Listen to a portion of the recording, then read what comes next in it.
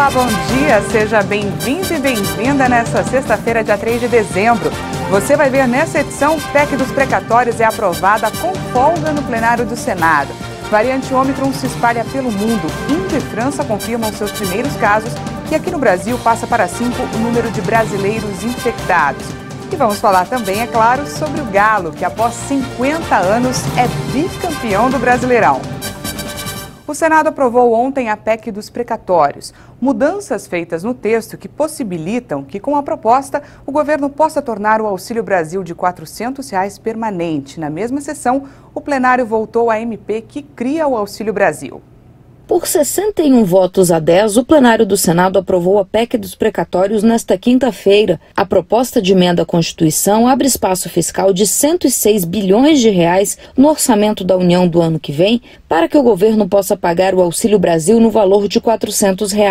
A PEC prevê um teto para o pagamento de precatórios, que são dívidas do governo com pessoas físicas e jurídicas estabelecidas em decisões judiciais que já transitaram em julgado. O relator da proposta no Senado, líder do governo, o senador Fernando Bezerra Coelho, fez alterações na proposta aprovada na Câmara e, durante a leitura do relatório no plenário, ressaltou a inclusão de um dispositivo na Constituição que assegura a todo cidadão brasileiro em situação de vulnerabilidade social o direito a uma renda básica familiar. Ele também defendeu que a aprovação da PEC garante o aumento do benefício dado às famílias de baixa renda. Pelo anterior programa, denominado de Bolsa Família, a média do recebimento era de R$ 189 e a partir da instituição do Auxílio Brasil e, sobretudo, com a possibilidade de aprovação dessa PEC, nós estaremos viabilizando uma ajuda de, no mínimo, R$ 400 para as famílias mais pobres. Bezerra ouviu a sugestão de vários senadores para aperfeiçoar o texto, entre elas a da senadora Simone Tebet, para que o prazo de vigência do subteto dos precatórios seja até 2026. Outra importante alteração garante que a brecha fiscal aberta seja destinada à saúde e ao atendimento das famílias de baixa renda. Ficou vinculado, então, a abertura desse crédito, ele é especificamente para a Seguridade, né? Que envolve inclusive a desoneração da folha, né, e auxílio emergencial, né, e que saúde. Esses 3 pontos estão garantidos, vinculados. Todo o espaço será aberto, será aplicado será vinculado para essas áreas. Fome não espera. Nós precisamos alcançar esse dinheiro ao Poder Executivo, essa legalidade, para que se cumpra o Auxílio Brasil. Então foi feito adaptações, foi feito conversa, o Fernando Bezerra, a gente ajudou, compondo, recebendo sugestões, para que a gente possa transformamos em efetivo, em permanente. Não que o presidente Bolsonaro não quisesse isso desde o começo, é que estava dentro do período do ano, do orçamento, e passou para o outro orçamento. Agora, de forma definitiva, fica muito melhor. E não é mais PEC dos precatórios. É a PEC do auxílio emergencial dos R$ 400 para 20 milhões de pessoas, não só de dezembro a dezembro do ano que vem, mas do ano que vem, de 2023, 24, 25 e 26.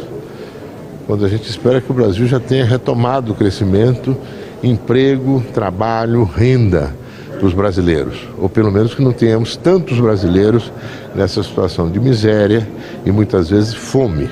Além de aprovar a PEC dos precatórios, o Senado aprovou na mesma sessão a MP que cria o Auxílio Brasil. Como já passou pela Câmara, o texto agora segue para a sanção do presidente da República. 2 votações extremamente importantes. O Senado Federal cumpre um papel relevante, primeiro, de trazer um equilíbrio maior a esta PEC. Nós precisávamos fazer ajustes relevantes. Quero parabenizar a disponibilidade, a dedicação do relator, líder Fernando Bezerra, que soube ouvir todas as partes, inclusive a oposição, as sugestões que pudemos avançar no texto, para que nós pudéssemos oferecer ao governo os recursos necessários para implementar o novo programa social, o Auxílio Brasil, mas também a desoneração da folha de pagamento das atividades tão importantes nesse momento da retomada do crescimento para o Brasil, a continuidade de assuntos relevantes que precisavam, mas sem ferir de morte o mercado financeiro, o risco da disparada do dólar, da inflação galopante, e isso tudo seria um risco muito grande. Então, um texto muito mais equilibrado, bem elaborado, aprovado com quase unanimidade da Casa. Isso tenho certeza que mostra a maturidade do Senado Federal. E na consequência disso, o projeto então que institui a criação do Auxílio Brasil, uma renda de R$400 a 17 milhões de brasileiros vulneráveis. E o que é mais importante, de forma permanente, não é um programa só para o ano de 2022. Como houve alterações no texto da PEC para tornar o Auxílio Brasil permanente, a proposta volta agora à Câmara dos Deputados. O presidente da Casa, deputado Arthur Lira, acredita que essas alterações não vão gerar resistência, mas destacou que mudanças significativas no texto podem atrasar a votação da proposta, já que ela teria que voltar às comissões. Todas as alterações que acabaram de ser votadas no Senado, depois das votações de destaques, nós vamos estar tomando conhecimento com muita tranquilidade, com muita calma, pelas assessorias das duas casas, para que nós possamos, de uma maneira conjunta, de Senado e Câmara, falar sobre a promulgação do que for necessário, urgente e adequado regimentalmente. Líderes da Câmara afirmaram que, no melhor cenário, a proposta estaria apta a ser promulgada apenas em março ou abril do ano que vem. O ministro da Cidadania, João Roma, afirmou em entrevista na tarde de ontem que o Auxílio Brasil será de R$400 e já começará a ser pago nesse mês de dezembro. O Supremo Tribunal Federal marcou a data para a posse de André Mendonça como novo ministro do tribunal para o próximo dia 16 de dezembro. O anúncio foi feito após Mendonça ter se reunido na sede do STF com o presidente da Corte, ministro Luiz Fux. O novo ministro vai herdar mais de 900 processos que estavam sob a relatoria do então ministro do Supremo Tribunal Federal, Marco Aurélio Mello, que se aposentou em julho. A economia brasileira caiu um pouco no terceiro trimestre deste ano. A queda foi puxada pelo setor agropecuário. O Produto Interno Bruto registrou uma queda de 0,1% no terceiro trimestre, na comparação com os 3 meses anteriores. É o que apontam os dados divulgados pelo IBGE. Com esse novo resultado negativo do PIB, o Brasil entrou na chamada recessão técnica. A definição econômica é usada para descrever 2 trimestres seguidos de queda na atividade. Entre abril e junho, a economia nacional recuou 0,4%. Apesar da alta de 1,1% nos serviços, que respondem por mais de 70% do PIB nacional, o indicador foi influenciado para baixo principalmente pela queda de 8% na agropecuária e também pelo recuo de 9,8% nas exportações de bens e serviços. Já o desempenho da indústria ficou estável. A produção de bens e serviços atingiu 2 trilhões e 200 bilhões entre julho e setembro. As movimentações deixam a atividade econômica no mesmo patamar do fim de 2019 e início de 2020, que é o período pré-pandemia. Mas na comparação com o terceiro trimestre de 2020, houve uma alta de 4%. O PIB também acumula alta no período de 12 meses. O comércio varejista no estado de São Paulo deve crescer 5% em dezembro, de acordo com estimativas da Federação do Comércio de Bens, Serviços e Turismo do estado. Caso essa projeção se confirme, o varejo paulista deve atingir 91 bilhões de reais em vendas no mês do Natal, 4 bilhões e 200 milhões de reais a mais do que em 2020. Para a FEComércio São Paulo, o principal fator para esse crescimento será o pagamento do 13º salário e o impacto maior nas compras de Natal. A previsão é de que o uso do dinheiro extra no comércio aumente 57,5% em relação ao registrado no fim do ano passado. A Câmara dos Deputados aprovou um projeto de lei que cria medidas de proteção para os entregadores de empresas de aplicativo durante a pandemia. Para as medidas entrarem em vigor, o texto ainda precisa ser analisado pelos senadores. A proposta prevê o acesso dos funcionários a itens básicos, como água potável, álcool em gel e máscaras, além de poder usar os banheiros das empresas. Segundo o texto, os aplicativos de entrega devem contratar seguro contra acidentes, sem franquia e em nome do entregador. O benefício vale apenas para acidentes ocorridos durante o período de entrega e retirada dos produtos e deve cobrir acidentes pessoais, invalidez permanente ou temporária e morte. Ainda conforme a proposta, a empresa deve dar assistência financeira ao entregador que testar positivo para a Covid-19. A medida vale por 15 dias e pode ser prorrogada mais 2 vezes pelo mesmo período, caso haja um laudo médico. O relator da matéria, deputado Fábio Tradi, do PSD do Mato Grosso do Sul, afirmou que esses profissionais se encontram em condição extremamente vulnerável. Tradi disse ainda que a demora para votar o texto se deu porque não havia consenso entre os líderes partidários para inclusão na pauta. Autor da proposta, o deputado Ivan Valente, do PSOL de São Paulo, lamentou que o projeto não tenha sido votado antes e disse que, de certa forma, o texto envelheceu. E antes do intervalo, vamos conferir a previsão do tempo para essa sexta-feira e também para o fim de semana em algumas cidades do país.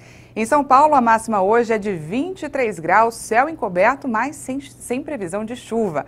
No fim de semana, o tempo vai ficar firme na capital paulista, com máxima de 26 graus no sábado e 30 no domingo. Em Campina Grande, na Paraíba, a sexta-feira vai ser quente, com máxima de 33 graus. No final de semana, o sol também predomina e a temperatura se mantém, com máxima de 31 graus no sábado e também no domingo.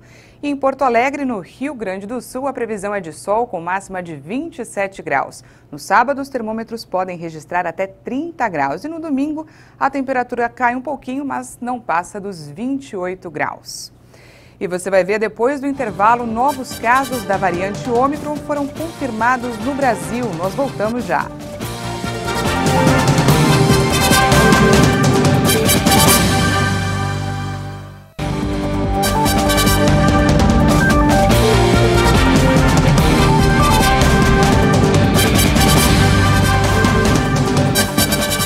Estamos de volta ao vivo, agora são 8 horas e 46 minutos no horário de Brasília.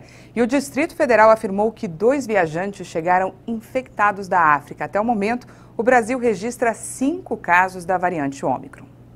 O Ministério da Saúde se reuniu com o Comitê da Covid do Distrito Federal para anunciar a confirmação de novos casos da variante Ômicron no país. Além dos 3 casos já confirmados da nova cepa em São Paulo, o Distrito Federal anunciou que tem 2 infecções pela variante africana. Segundo o secretário de Saúde do DF, General Pafiadache, os 2 infectados estão vacinados com 3 doses, foram isolados e estão sendo monitorados. O ministro da Saúde, Marcelo Queiroga, reforçou a importância de manter a vacinação e as medidas de higiene e distanciamento. Não podemos sair de uma situação libertária, de festas, de Réveillon, de Carnaval, para uma situação de fechamento total da nossa economia, porque as consequências nós já sabemos, até porque não há motivo para isso.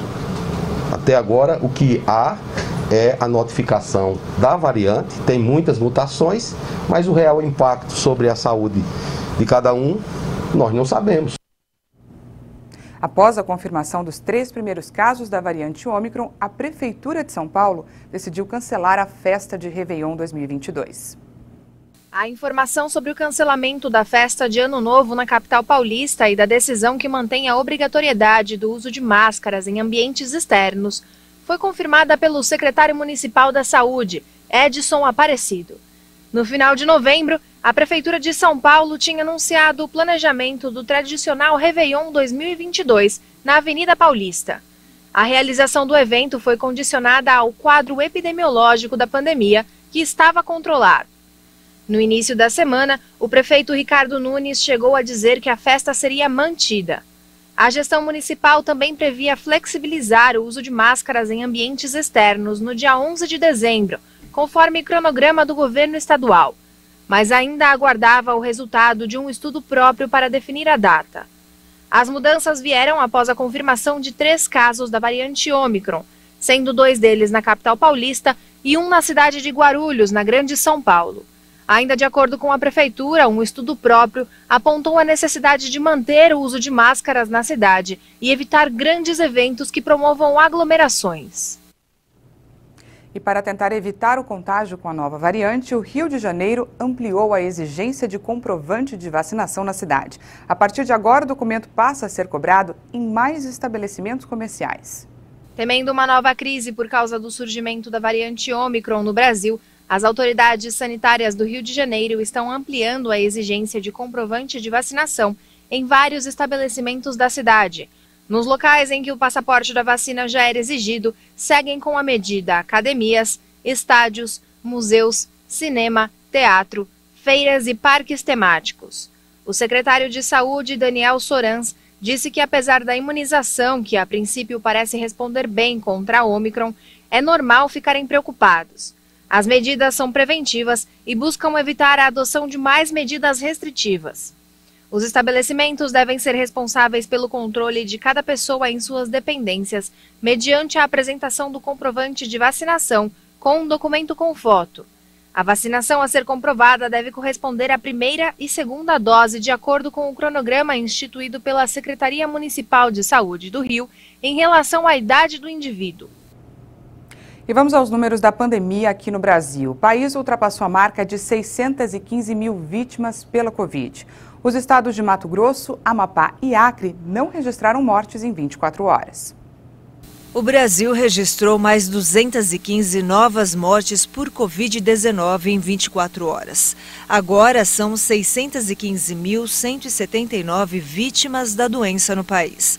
De um dia para o outro, o governo também somou 12.910 novos casos. São mais de 22 milhões e 118 mil diagnósticos de coronavírus confirmados desde o início da pandemia. A média de mortes está em 220 vítimas por dia. Segue abaixo de 300 pelo 33º dia seguido. Com uma variação negativa de 19,95% em relação a 2 semanas atrás, a curva volta a apresentar tendência de queda. A média móvel de casos indica 9.078 novos registros diários. Com uma diminuição de 8,72% em relação a 2 semanas, apresenta tendência de estabilidade. No mapa da evolução da doença por regiões, hoje 6 estados apontaram alta: Amapá, Goiás, Maranhão, Mato Grosso do Sul, Minas Gerais e Roraima. Já em estabilidade, agora estão 13 estados: Acre, Alagoas, Bahia, Ceará, Espírito Santo, Pará, Paraíba, Paraná, Pernambuco, Rio de Janeiro, Rio Grande do Sul, Rondônia e São Paulo. 8 unidades da federação apresentaram queda: Amazonas, Distrito Federal, Mato Grosso, Piauí, Rio Grande do Norte, Santa Catarina, Sergipe e Tocantins. E vamos ao nosso vacinômetro: 311.950.000. Esse é o número total de doses de vacinas contra a Covid que o Brasil já aplicou. Segundo o Ministério da Saúde, as secretarias estaduais de saúde, mais de 159.396.000 pessoas tomaram a primeira dose. Isso representa 74,72% da população, enquanto mais de 135.335.000 brasileiros tomaram a segunda dose, o que representa 63,44% da população. E a dose de reforço já foi aplicada em mais de 17.229.000 pessoas, 8% da população. E atenção, o governo de São Paulo reduziu o intervalo da dose de reforço da vacina contra a Covid de 5 para 4 meses. A França e a Índia também registraram seus primeiros casos da variante Ômicron. A Índia detectou os primeiros casos da variante Ômicron do coronavírus. São 2 homens, de 66 e 46 anos. Há poucos meses, uma devastadora onda de infecções provocou mais de 200.000 mortes no país. Por enquanto, não foram adotadas novas barreiras para viagens internacionais. Já na França, o primeiro caso da variante Ômicron confirmado é de um homem que testou positivo ao retornar de uma viagem à Nigéria. A esposa que o acompanhou na viagem também testou positivo para a Covid-19 e aguarda os resultados para saber se foi infectada com a nova variante. Todas as pessoas próximas ao casal estão isoladas. No norte dos Estados Unidos, em Minnesota, foi detectado um caso da variante Ômicron em uma pessoa sem histórico de viagem para o exterior, o que indica que a nova variante já está em transmissão comunitária na região. O paciente foi vacinado e apresenta sintomas leves. Em Madrid, na Espanha, também foi confirmado o primeiro caso de transmissão comunitária da nova variante. O paciente é um homem de 62 anos que foi vacinado com as 2 doses do imunizante da AstraZeneca e também está com sintomas leves. Uma especialista em doenças infecciosas do Instituto Nacional de Doenças Transmissíveis da África do Sul disse que os anticorpos gerados após uma infecção por coronavírus não evitam que uma pessoa esteja infectada novamente pela variante Ômicron. A variante Ômicron do novo coronavírus não respeita os anticorpos gerados em uma infecção prévia da doença. A notícia sobre a possibilidade de reinfecção foi confirmada por uma especialista em doenças infecciosas do Instituto Nacional de Doenças Transmissíveis da África do Sul. Uma infecção anterior costumava proteger contra a Delta, mas agora com a Ômicron não parece ser o caso. Acreditamos que as vacinas ainda irão proteger contra casos graves, porque vimos isso usando imunizantes com outras variantes. As vacinas sempre conseguiram prevenir formas graves, a internação em hospitais e a morte. Na semana passada, pesquisadores sul-africanos anunciaram que detectaram uma nova variante do coronavírus e a notícia gerou pânico global. Há muitas incertezas sobre as características da Ômicron, sua capacidade de propagação e sua resistência às vacinas. A cepa já está presente em pelo menos 22 países e na África o número de casos oficiais da Covid-19 aumentou 54% nos últimos 7 dias em relação à semana anterior. A Alemanha decidiu aumentar as restrições a pessoas não vacinadas contra a Covid para tentar conter uma 4ª onda de infecções. Ocorre em meio ao aparecimento da cepa Ômicron e a possibilidade de tornar a imunização das pessoas compulsória na União Europeia. Vamos reservar o acesso a equipamentos e eventos culturais e recreativos em toda a Alemanha apenas aos vacinados e curados, independentemente do setor. Também é possível fazer um exame complementar para quem tem o plano de vacinação completo, o chamado 2G.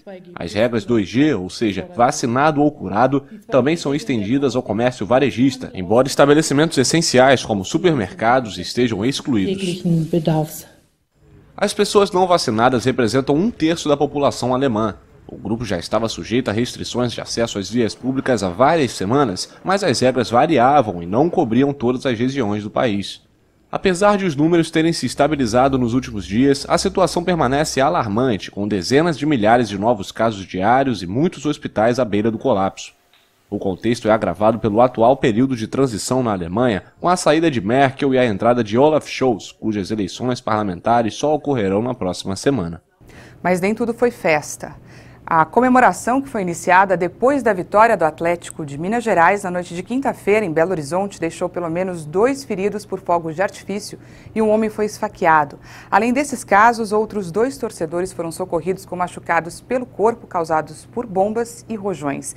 Segundo o balanço do Corpo de Bombeiros, das 6 da tarde de quinta-feira até as 6 horas da manhã dessa sexta, foram atendidas pelo menos 17 ocorrências relacionadas às comemorações da vitória do Galo, todas na região central de Belo Horizonte.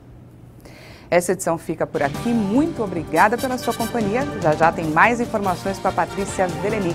Eu volto à 1 da tarde e espero por você. Até mais.